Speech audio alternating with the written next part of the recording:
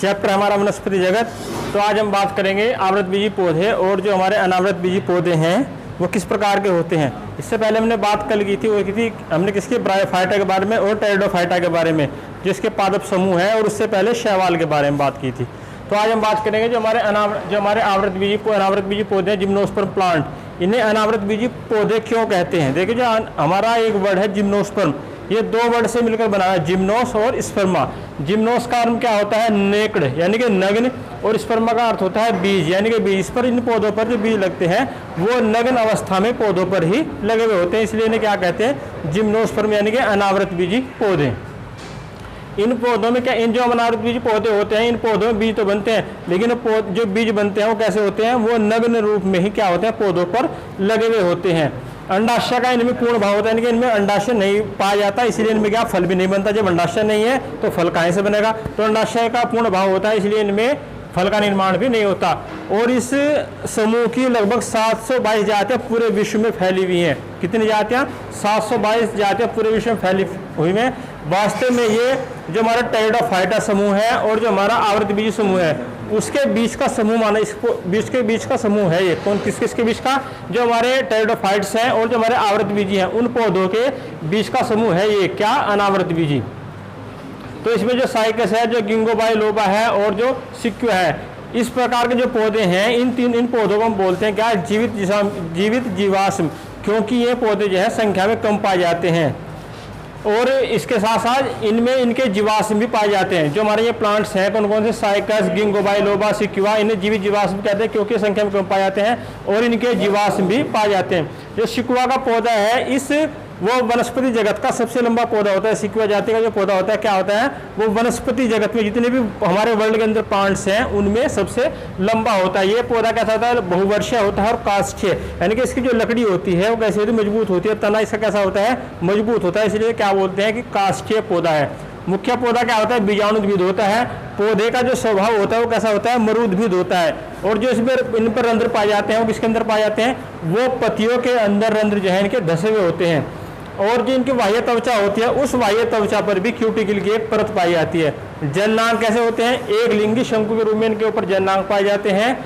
और जो वैसे तो इसमें बहुभ्रूणता पाई जाती है, लेकिन एक बीज के अंदर एक ही भ्रूण विकसित होता है और बाकी जितने भी भ्रूण होते हैं वो सारे के सारे क्या हो जाते हैं, नष्ट हो जाते हैं।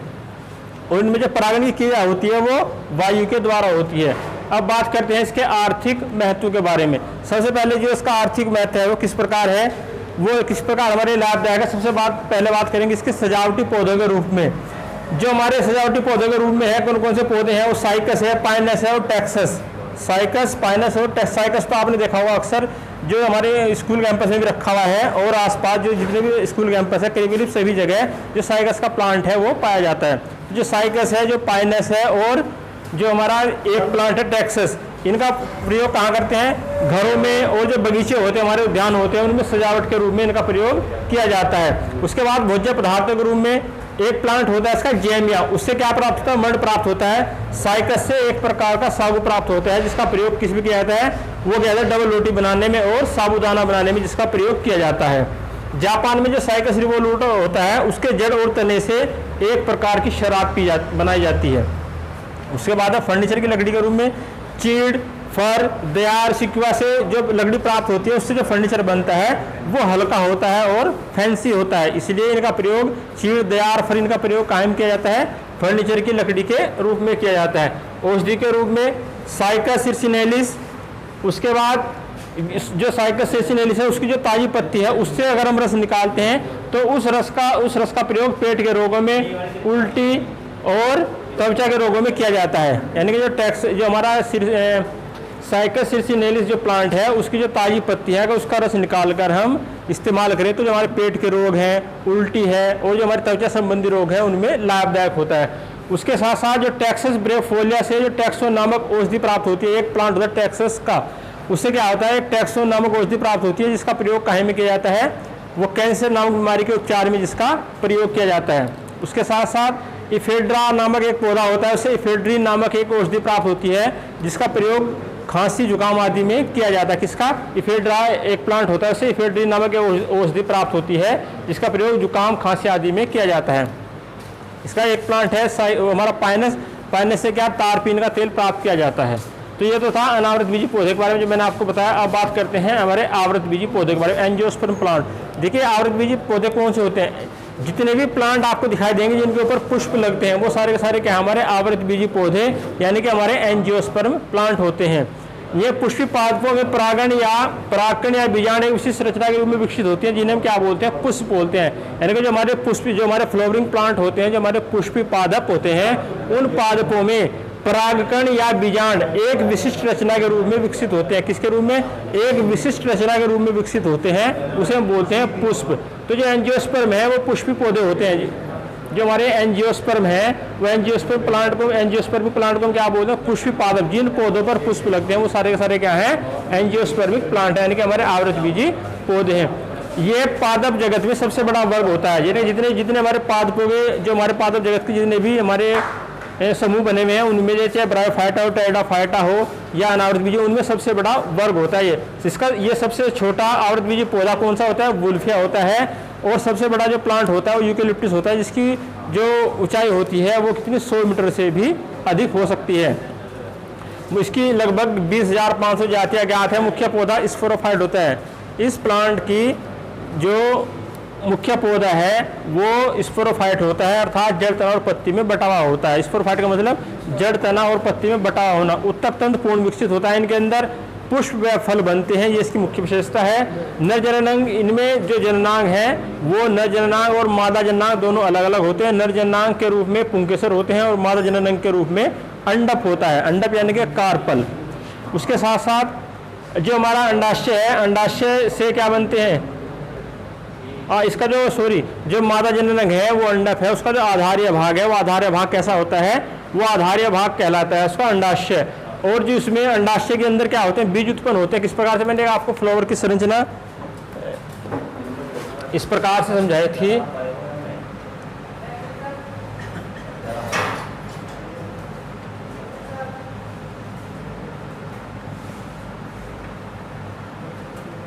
ये क्या है, हमारा बीजांड है। तो हमने आपको क्या बताया, जो मादा जननांग है उसका जो आधार्य भाग है वो जो मादा जननांग है वो अंडप होता है। अंडप का जो आधार्य भाग होता है वो आधार्य भाग कैसा होता है, उसे कहते हैं अंडाशय। ये हमारा क्या है, ये हमारा अंडाशय, ओवरी है।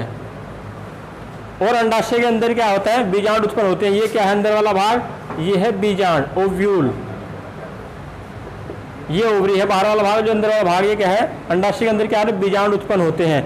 और जो हमारे इनमें जो अधिकांश जो आवृत बीजी पौधे होते हैं उनमें मादा युग्मकोद्भिद में 7 कोशिकीय और 8 केंद्रकीय क्या पाया जाता है, जो ये 7 कोशिकीय और 8 केंद्रकीय होते हैं। यानी कि जो आवृत बीजी पौधों में, अधिकांश आवृत बीजी पौधों में जो मादा युग्मोद्भिद होता है, जो हमारे अधिकांश आवृत बीजी पौधे होते हैं जो उनमें मादा युग्मकोद्भिद होता है, फीमेल गैमेटोफाइट होता है, वो कैसा होता है, 7 कोशिकीय और 8 केंद्रकीय होता है। इनमें जो द्विनिषेचन की प्रक्रिया के अंदर पाई जाती है, जो द्विनिषेचन होता है, डबल फर्टिलाइजेशन होता है, दोहरा निषेचन होता है, वो इनकी मुख्य विशेषता है। यानी कि इसमें क्या होता है, नर युग्मक अंड कोशिका से संयुक्त होता है। यानी कि एक नर युग्मक होता है। नर युग्मक क्या, जो हमारी परागनलिका होती है वो भ्रूण कोश में जाकर फट जाती है और उससे क्या होता है, जो हमारे नर युग्मक, 2 नर युग्मक स्वतंत्र हो जाते हैं। एक नर युग्मक एक मादा युग्मक के साथ मिलकर जायगोट बनाता है और जो दूसरा नर युग्मक है वो द्वितीयक केंद्र, यानी जो उसके बीच में 2 केंद्रक होते हैं वो आपस में क्या होते हैं, जुड़ जाते हैं और वो उनके साथ जुड़कर क्या बनाता है, एक त्रिगुणित संरचना बनाता है, उसे बोलते हैं त्रिसमेकन। तो इसमें जायगोट से क्या होता है, भ्रूण बनता है और जो हमारी जो त्रिगुणित संरचना है वो जो द्वितीय केंद्र के साथ जुड़कर एक प्राथमिक भ्रूणपोष का निर्माण करती है। यानी कि प्राथमिक भ्रूणपोष केंद्रक बनता है। किससे, जो हमारे द्वितीय केंद्रक होते हैं वो जब आपस में जुड़ते हैं तो उससे बनता है हमारा क्या, प्राथमिक भ्रूणपोष केंद्रक। जायगोट से भ्रूण बनता है। जो भ्रूणपोष केंद्रक होता है वो निरंतर विभाजित होता रहता है और एक भ्रूणपोष का निर्माण करता है। तो अब बात करेंगे किसके बारे में, वो है हमारा युग्मक संलयन और त्रिक संलयन में क्या अंतर है।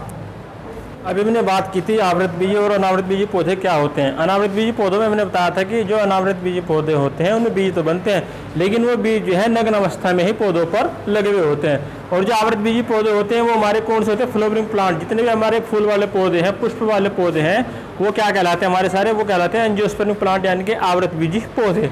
अब बात करेंगे कि जो युग्मक संलयन है और त्रिक संलयन है उसमें क्या डिफरेंस है। अभी हमने आपको एक चीज़ बताई थी कि जो जो जिनमें की जो हमारे एंजियोस्पर्मिक प्लांट है, जो हमारे आवृतबीजी पौधे हैं, उनमें द्वितीय निषेचन पाया जाता है, यानी कि दोहरा निषेचन पाया जाता है। तो जो दोहरा निषेचन हो उसके बारे में मैंने आपको एक छोटी सी चीज़ बताई थी कि जो दोहरा निषेचन उसमें क्या होता है, जो पराग नलिका होती है, जो पोलन ट्यूब होती है, वो भ्रूण कोश में जाकर फट जाती है और उससे दो जो हमारे नर युग्मक है वो स्वतंत्र होते हैं। एक नर युग्मक तो एक मादा युग्मक के साथ क्या बना लेता है, निषेचन करता है, उसे बोलते हैं सत्य निषेचन, ट्रू फर्टिलाइजेशन। और जो हमारे दूसरा नर युग्मक है वो द्वितीयक केंद्र के साथ, जो दो केंद्र के बीच में पाए जाते हैं, उनके साथ जुड़कर क्या बनाता है, एक संरचना बनाता है त्रिगुणित, उसे कहते हैं त्रिसमेकन, यानी कि त्रिक संलयन भी कह सकते हैं, त्रिसमेकन भी बोलते हैं। तो जो हमारा अगला जो हमारा हेडिंग है वो है हमारा क्या, युग्मक संलयन और त्रिक संलयन। यानी कि जो युग्मक संलयन होता है, जो युग्मक जुड़ते हैं उन्हें किस प्रकार जुड़ते हैं, और जो त्रिक संलयन होता है वो क्या होता है।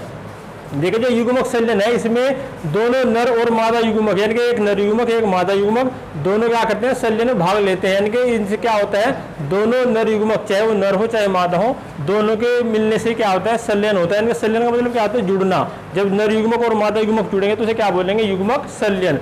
लेकिन जो हमारा त्रिक संलयन होता है उसमें एक नर युग्मक और दो हमारे कैसे होते हैं, कायिक केंद्रक, जो मैंने अभी आपको बताया था कि जो प्राइम नलिका भ्रूण कोश में जाकर फटेगी तो दो केंद्रक स्वतंत्र होंगे।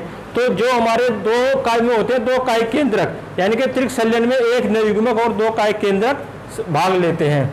उसके बाद जो युग्मक संलयन होता है उसके द्वारा द्विगुणित जाइगोट बनता है, यानी कि क्या बनता है, डिप्लॉइड जाइगोट। जब एक नर युग्मक और एक मादा युग्मक आपस में मिलते हैं तो क्या बनता है, एक द्विगुणित जाइगोट बनता है। और इसमें जो त्रिक संलयन द्वारा एक त्रिगुणित एंडोस्पर्म यानी कि त्रिगुणित भ्रूणपोष बनता है, त्रिगुणित भ्रूणपोष एंडोस्पर्म बनता है। जाइगोट, जब जाइगोट क्या होगा, जाइगोट विकसित होकर भ्रूण बनाएगा, यानी कि जाइगोट से विकसित होने पर क्या बनता है, भ्रूण बनता है। और जो भ्रूणपोष होता है वो भोज्य पदार्थ के रूप में उपयोग में आता है। यानी कि जो भ्रूणपोष होता है, जो एंडोस्पर्म है, त्रिगुणित भ्रूणपोष है, एंडोस्पर्म है, ये क्या करता है, भोज्य पदार्थ के रूप में उपयोग में आता है।